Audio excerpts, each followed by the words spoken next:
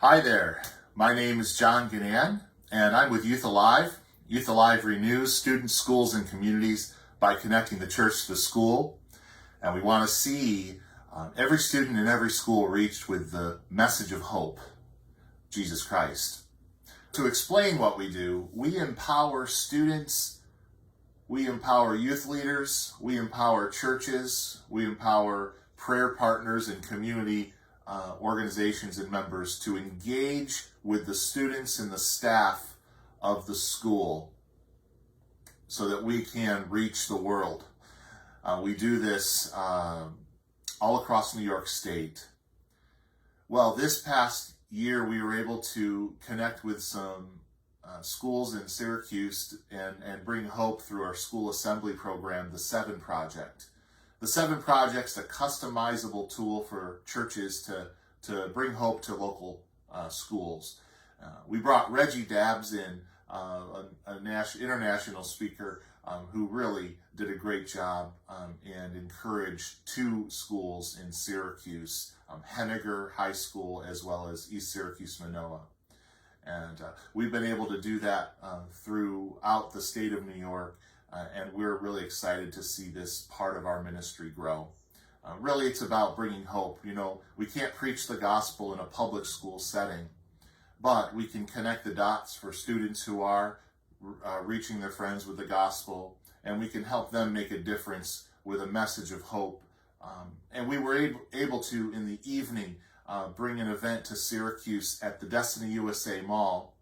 And there at Destiny USA, we got to assemble 23 youth ministries that brought out over 400 teenagers. And those 575 people there together got to hear a gospel presentation where 70 teenagers made decisions for Christ that night. We're really excited how God opens up those doors, especially when the church loves and serves their communities and their schools. We've been able also to equip the church. We equip teenagers to share the gospel in their public schools. We equip teenagers to love their school. And we do this through training and supporting local church efforts to train their own teenagers in gospel and evangelism. This is a story of a student that we helped get started on her mission effort. Check it out. So once again, my advisor heard my speech because she was in the room, and she went to the principal and told her about it. Well, not the principal, the assistant principal, and told her about it. And the next day I got called down to the assistant principal's office. I was really scared. Speaking about forgiveness. Yeah. And I was just like, did I do anything wrong? I don't think I did anything wrong. And it was like, just my mind was racing while I was going down there. And I was just like, probably because of my club, but it's whether that the news is good or bad, which scares me. So I went down there and she was just like, you're one of the leaders of Jolt, right? And I was like, yes, I am. And she explained to me that my advisor had come down and told her about what I said on forgiveness and how she felt like it was very powerful and how she wanted more people to hear it because our school has a lot of fights. Yeah. There's a lot of hatred between students and a lot of resentment to teachers. And she said that she felt if the students heard this speech on forgiveness, maybe it will bring a wave of revival into the school. And we were really excited to hear about a teacher who prayed that a student would start a club in her school, and now she has a front row seat in the Rochester area for a student club that started in her school. Check out this video.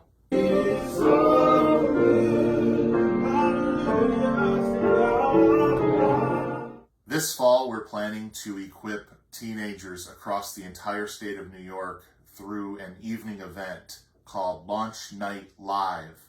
Launch Night Live is about catalyzing campus ministry everywhere, and we are leading the effort here across New York to see every student have access to important training and the vision for how it would look to reach their schools with the gospel. Launch Night Live will be in 3 regions in September, and we'll be doing it online so that everybody can participate, and we can practice social distancing measures as well. Another big part about what we do is establish the need for the church to reach the school. You know, the school is where most everybody in the community connects. It's the place where we can reach most every family. And so it's so important that churches build relationships with their local schools. One thing we've done recently to help establish the need and even equip churches to reach their schools is a roundtable where we brought together leaders from churches, pastors, youth leaders, as well as Christian educators, Christians serving in public schools and other schools, as well as ministry leaders, different parachurch ministry leaders. And we had over 55 of these individuals on a Zoom afternoon roundtable discussion called Love Your Schools Virtual Leaders Roundtable. And it was an incredible time. We got to hear from some great stories, some great people with stories in the Syracuse and even Western New York area. We had national guests that attended as well and shared. And we're all planning to gather Christian educators this fall in Syracuse on October 18th, where we can encourage and equip educators and see God move them to really be a light. And of course, they have ability to be a light in their schools, even though they can't preach the gospel, you know, in a classroom setting. They can share God's love and truth in that context in very clear ways and appropriate ways according to how our government is set up. And so we're very excited about empowering Christian educators and of course all the plans this fall. And we're really grateful for the church to step up and support bringing hope.